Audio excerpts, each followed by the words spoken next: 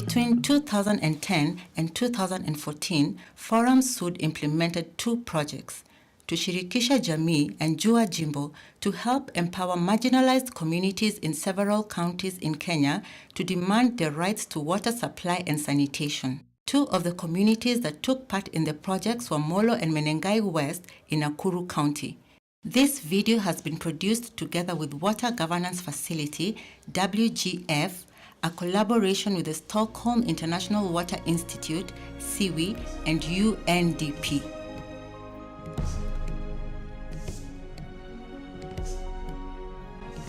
More than 1 in 10 people in the world lack access to safe water, and more than 1 in 3 people lack access to adequate sanitation.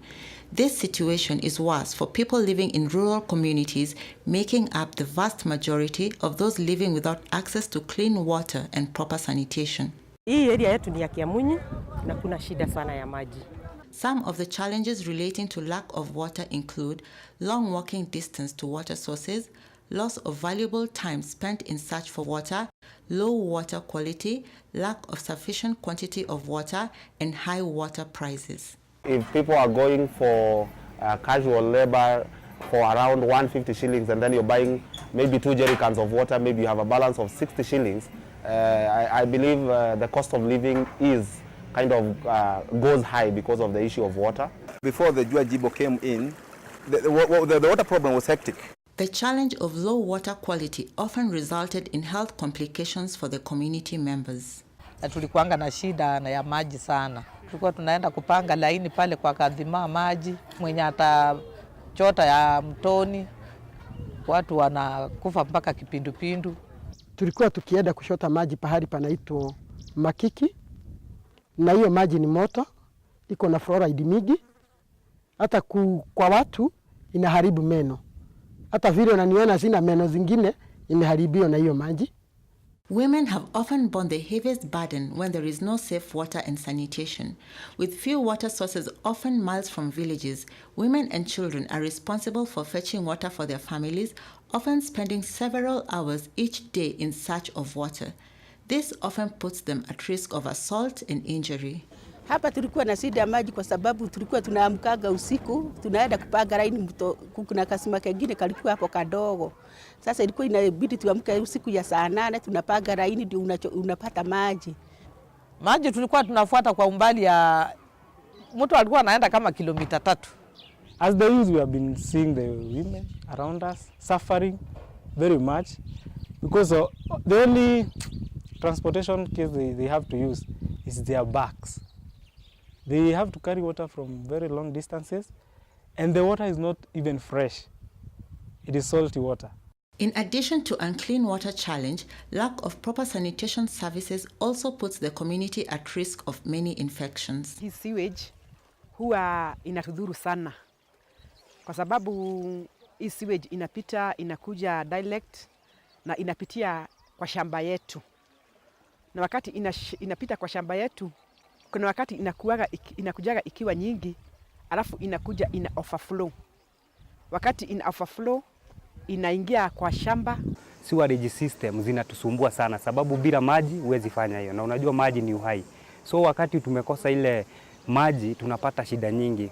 Hapo pana kichinjio, nyama zinachinjwa zinasafraiwa kwa town, sisi wenyewe tunanunua, na pale pana moshi huwa inachomwa na saa zingine inaenda direct kwa kichinjio. Sasa unaweza shindwa hizi nyama tunakula zitusaidia ama ni maradhi tu.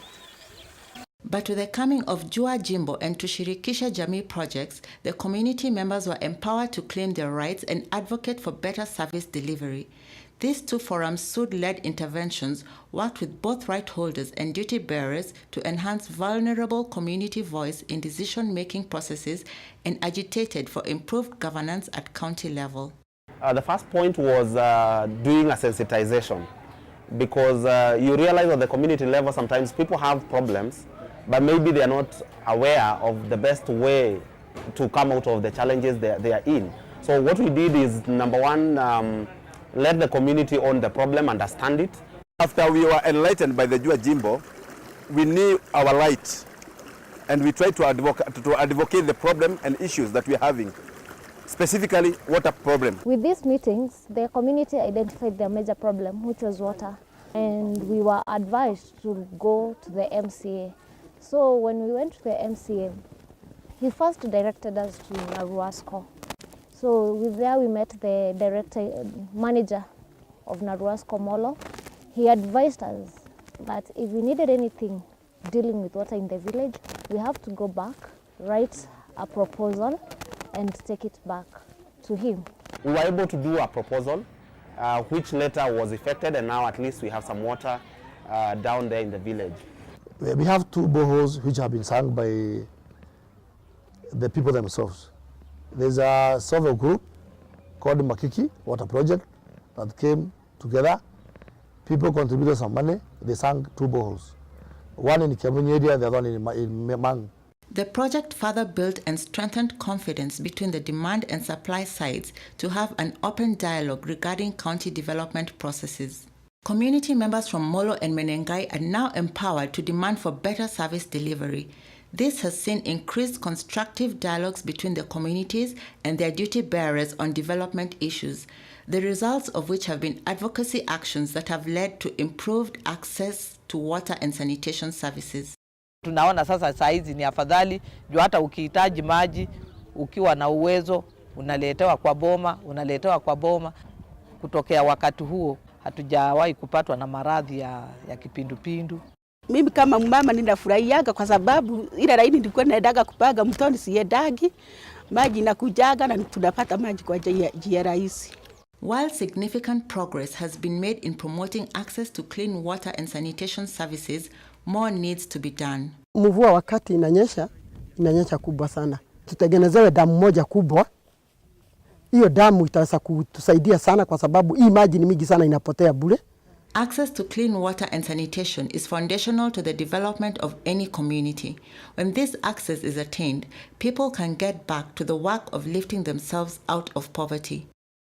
For the people of Molo and Menengai, these outcomes are a positive step in the right direction.